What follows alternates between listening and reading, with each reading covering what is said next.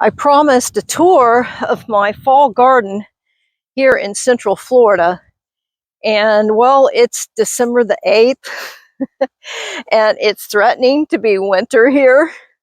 So I thought I would give you a tour of my fall garden before it's technically winter here.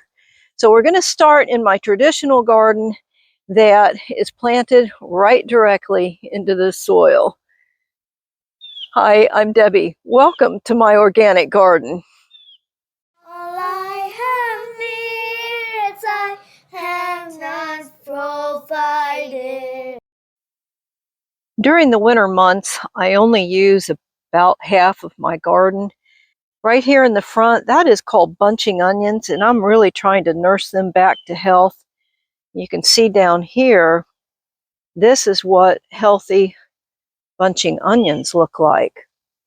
Now, I've had those bunch for probably around 7 or 8, maybe even 10 years now. They just keep multiplying from the bottom, and I use them like green onions. This here, this is Brussels sprouts, except I think this is a rutabaga right here, got mixed in. And the rest of this row here that is broccoli. And you see I had to mark it because I've got 2 different kinds of broccoli going here. This is Waltham. And the variety over here is Dicicio. Now I planted them both because Dicicio gives me really, really good side shoots, a lot of them. And Waltham will give me a head of broccoli, although it's usually not all that big, but I'm really trying to do better this year with it. These plants right here are rutabaga. They're not looking so hot to me, but I've done everything I know to do for them. And down here, past the broccoli, I have some arugula. And honestly, I've eaten a couple of leaves when they were very young and they were very spicy. So I don't know. Maybe I should wait until they get some frost. This right here happens all across my garden every winter and early spring, and that is a volunteer dill. And a scrawny little peanut plant behind it, and what's left of a basil bush that made it all the way through summer, which is incredible. So I saved the seed from that, and the flavor from that is really, really good. And look at my carrots. Aren't they doing great? So I've got 2 different kinds of carrots. I wanted to figure out which ones were best. This half is Imperator, and that half is Scarlet Nantes. Now I prepared the soil the same way all the way down. So I think that's kind of weird, but it's hopefully going to tell me which carrots are best to grow in the future. So here is what's left of the green beans that I've been harvesting for the last 4 weeks or so. Beyond that is some mustard plants. And kind of a funny story, I love cranberry beans. It's a dry bean that's similar to kidney beans. Well, a lot of them didn't come up this last spring, and so I wanted to see if I just had a bad bunch of seeds, and I was sprouting different ones that I had kept from different times, I guess, and because I lost track of which was which. And so I was sprouting them, and the ones that did sprout, I just said, well, why not plant them and see what they do? I doubt they're going to do anything other than what you see here. And then some more tomato plants that have come up on their own right here. I'm not going to stake them or anything. And this is what's left of some Seminole pumpkin. So I guided and steered them to grow way down there and then beyond the papaya trees here so that they will be protected by the Suriname cherry trees there. This is turnips. I haven't grown turnips in a really long time. But we've got, let's see, we've got some turnips growing here. Now we usually just eat the greens, but I'm going to go for it. I'm going to wait until I've got some good sized turnips and harvest turnips. This is a trap that we keep active a lot because we have possums. Apparently we had a whole family that just loved my compost. And right here where you see the dark area, that's compost. It's pretty much finished. And right here is where I'm processing some compost. So I do compost the lazy way. I just keep my kitchen scraps and I come out here and I bury them. In the summer, the compost is ready within about 4 to 6 weeks, believe it or not. In the winter, it's going to take as long as a couple of months. But that's one advantage of living in Florida. Things decompose and the worms are active all winter long. These are young papaya trees here with a mature female papaya tree that's quite loaded. And just to give you perspective how big these are, look at that. Let's see. Look how big that is. This is a male papaya tree. Now, I've grown papayas over and over and over again from the seeds I saved from the female. I wasn't even aware that there was a male papaya tree. In the morning, these blooms are all open and they're just so pretty, and the bees love them. Isn't that unusual?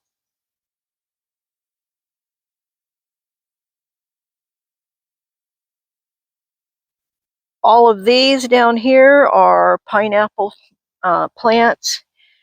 I don't know why, but this area has not been real good for them. I've fertilized them. I've given them compost. I honestly don't know what's going on with them, but you'll see some healthy pineapple plants in another area. This is a mulberry tree that is hibernating.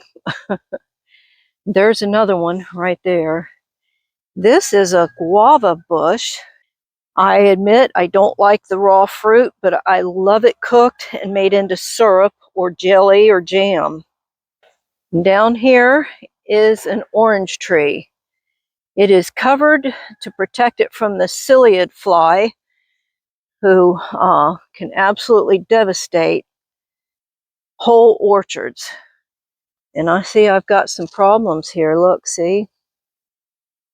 So I'm going to have to research and see what I need to do to bring that back to health. Maybe it has not been watered enough.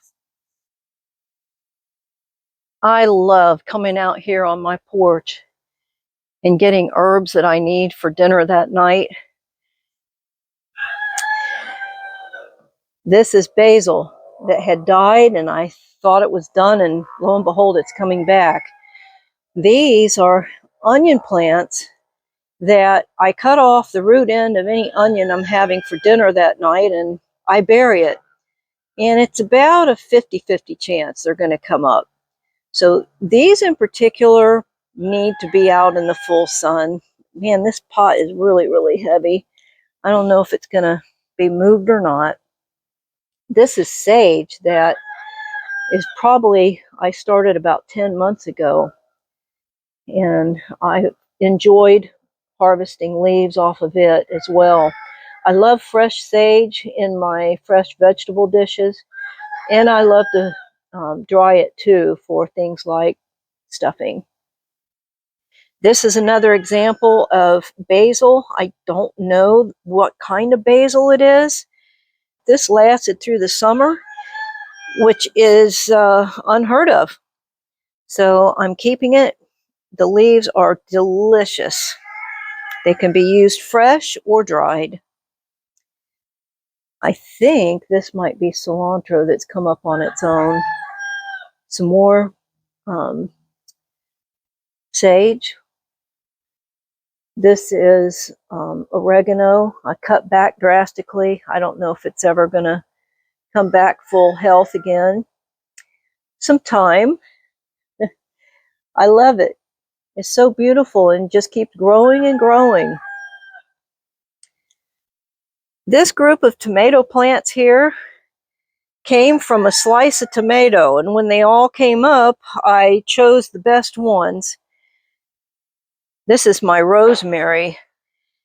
It's had its ups and downs. It has times where it gets neglected. I don't know if I should cut it back again or not, and maybe repot it in a smaller pot. Comment below if you know what I should do with this guy. I really don't use a whole lot of rosemary. I like it, but my husband doesn't, and I just got to be careful how I'm using it. Pretty much all I use it for is stuffing.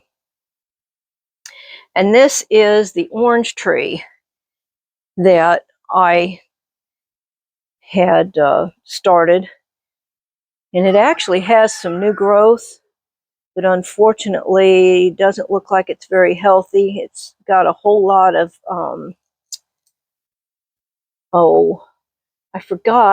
I forget what those are, but they travel around inside the leaf miners, and there's not very many leaves on here, so if it infects what I have, I don't know if it's going to recover here or not.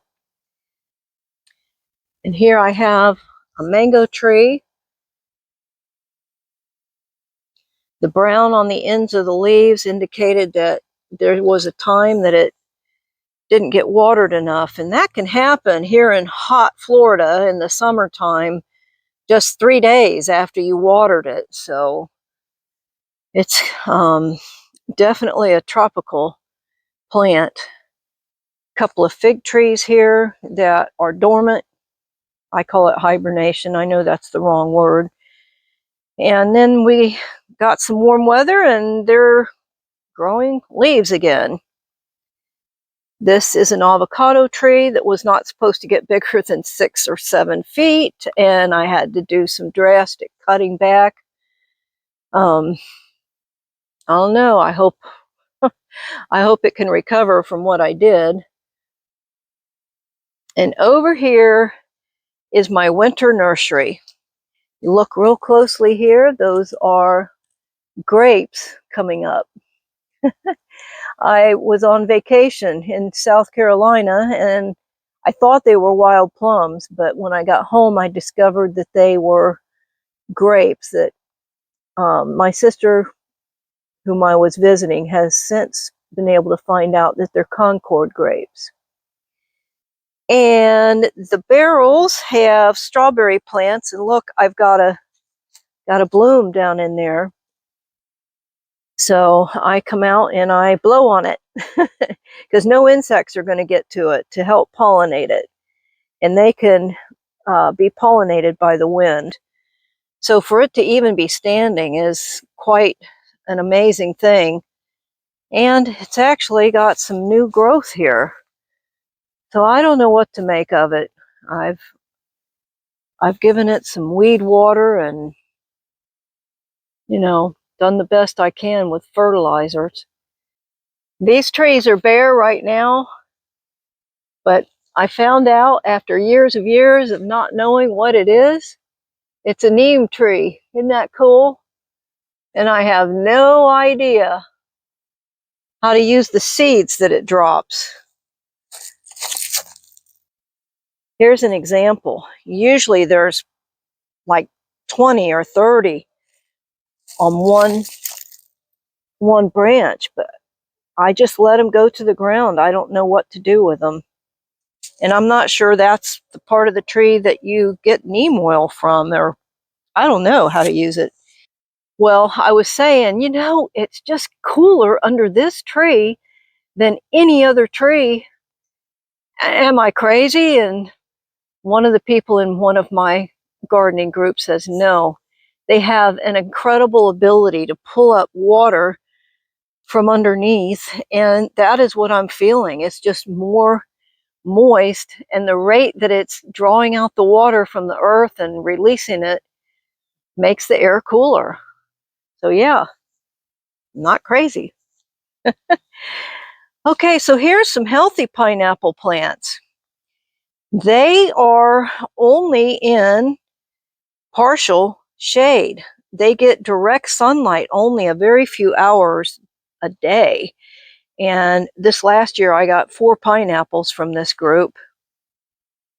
So right here is an example where I picked one earlier, and then it sends up a pup here. Here's another example of where I picked the pineapple here, and it sends up another shoot that will probably have a pineapple this coming year. A second plant coming up from the bottom. Now, I've grown pineapples for many years, and that's never happened. But look, here's where one pineapple was harvested one year. Here's where the latest pineapple was harvested. It's sending up another one, and plus it's made a pup. So that's pretty cool. These are milkweed plants that I keep transplanting back here as I find them around in the yard. They never really get big back here, so I'm thinking it's because they're not out in the sunshine very much. And these are butterfly bushes to attract the butterflies in the first place. This is a hummingbird tree, and it does attract the hummingbirds, but I'm so seldom out here and so seldom looking outside at the right time of day. They have a tendency to come around dinner time, and you can't tell now, but the flowers are really long and narrow, and so they just put their beak down into it. And here is my pineapple bed. All of these pineapples, with the exception of one, came from the tops of pineapples that I've harvested from homegrown. And the little plants down here are strawberry plants, and there is my very first bloom out here. And if you look down in here, there's going to be some more. See? 1, 2, and I think there's a third one down in there. Now, I will be covering these up soon with netting, because this area is known to grow strawberries, like acres and acres and acres and acres of them. And it has taught the robins and the blackbirds to come have a feast. And I mean, they even know how to walk underneath any netting that you have. So I'm going to have to try to figure out a way to cover it completely. Some more pineapple plants. And this is a loquat tree. Has not given me any fruit yet. I'm hoping maybe this year it'll give me a few. But it will actually make a tree that's pretty big, like 12 feet tall. And this is an elderberry tree. It's grown successfully, and I see the blooms and the elderberries, but then I come back out one day to harvest them, and most of them are gone, and they're not on the ground. So I'm just wondering, maybe the birds are eating them. So yeah, I've seen it have berries on it 2 years in a row, and I've never gotten any from it. Somebody else beats me to them. And this is another loquat tree. I think I'm going to go ahead and clip it. You notice it's got a really, really long trunk here. The one down there that I just showed you, I clipped it last year as the experiment, and it branched out. So I feel pretty confident to go ahead and do the same to this one. And more pineapples. That completes the fall tour. be sure to hit the like. That really helps me out. And you want to subscribe. In another week, I'm going to be starting my spring veggies here in my mini greenhouse that I haven't showed you yet, although I did make a video of it last winter. So be sure to check it out. But it's almost time, Florida. It's almost time to start your spring veggies already. I'll see you then. Thanks for watching. All I have needs I have not.